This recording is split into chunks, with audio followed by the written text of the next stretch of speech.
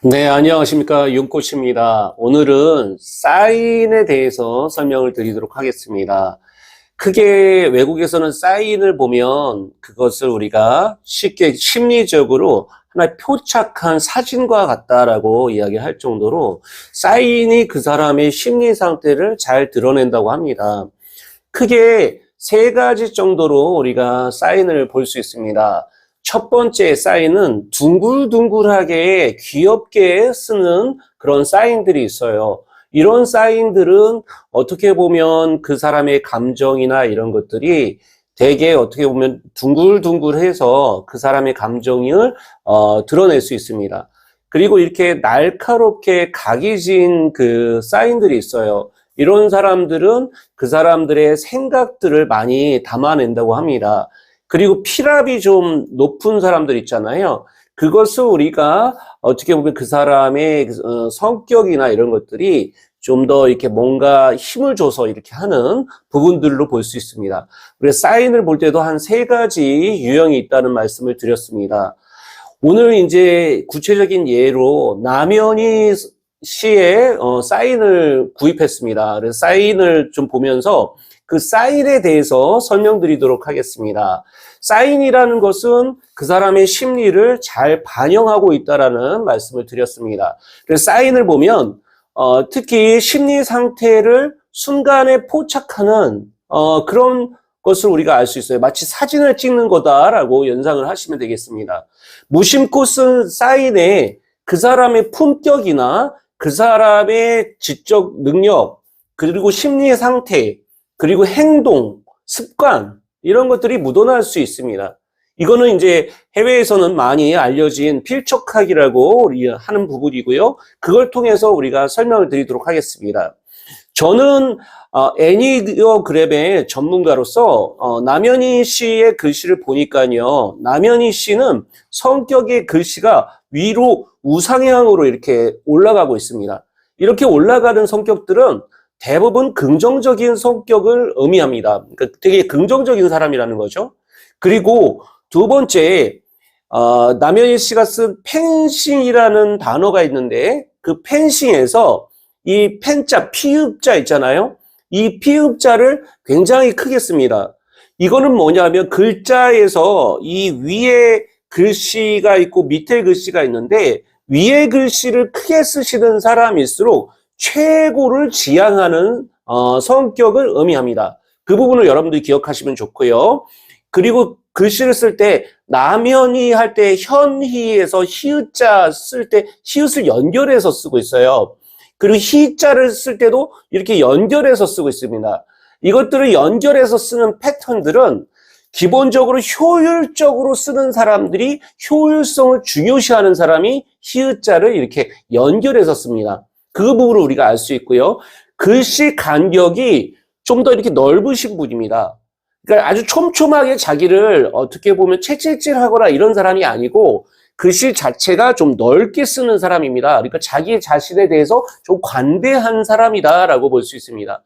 우리가 이런 여러 가지의 글씨를 통해서 그 사람을 볼 수 있고요. 이것은 이제 남현희 선생이, 남현희 씨가, 우리가 펜싱 선수 남현희 씨 같은 경우는 애니어그램으로 보면 3번 유형에 해당된다고 볼 수 있습니다. 그리고 날개는요, 2번 날개를 쓸 가능성이 많이 보입니다. 하위 유형은 1대1 본능이라고 하고요. 우리가 성적 본능이라고도 이야기를 합니다. 그만큼 이 사람은 사회적 관계도 중요하지만 그 관계보다 특히 1대1 관계가 중요하다는 겁니다. 개인적으로 자기 관계를 중요시하는 사람이 있잖아요. 그 사회적 관계를 중요시하는 사람이 있고, 그리고 자기 보존 본능이 되게 뛰어난 사람이 있습니다. 남현희 씨는 1대1을 되게 중요시하는 사람이다. 그리고 성적 본능을 중요시하는 사람이라고 우리가 볼 수 있습니다. 특히 남현희 씨는 3번 유형이다 보니까 이 허영적 자아가 좀 많이 크게 드러납니다. 여기서도 우리가 사건에서 보듯이 구찌 가방, 그리고 디올 명품 가방, 그리고 벤틀리 차 같은 경우에는 3억짜리라고 하고 남현희 씨 이름으로 됐다고 할 정도로 이렇게 시그널에 산다는 이 배경들 자체가 허용적 자아이기 때문에 이 참된 가치나 의미 그런 것들이 기반이 없을 수 있어요. 겉에 보여지는 것들이 중요한 사람이기 때문에 그렇습니다. 그리고 그런 물질적인 것에 동일시될 가능성이 높습니다. 그리고 남자 같은 경우에는 조금 소년처럼 보일 수 있어요. 그리고 여자인 경우에는 귀엽고 천진한 분위기가 있을 수 있습니다. 대표적으로 외국 사람 중에는 톰 크루즈가 그렇고요. 블룩 시리즈가 그런 경향이 있습니다. 그래서 이런 분들은 일의 중독성이 굉장히 강해요. 그래서 아마 남현희 씨 같은 경우에는 일에 대해서는 굉장히 성과를 낼 수 있었지 않은가라는 생각이 듭니다. 애니어그램 3번은 주의해야 될 게 자기를 기만할 수 있는 부분이 있을 수 있습니다. 자기가 느끼고 생각하고 믿어야 된다는 생각하는 것과 실제 자신이 느끼고 생각하고 믿는 것에 이 구별이 어려울 때가 있습니다.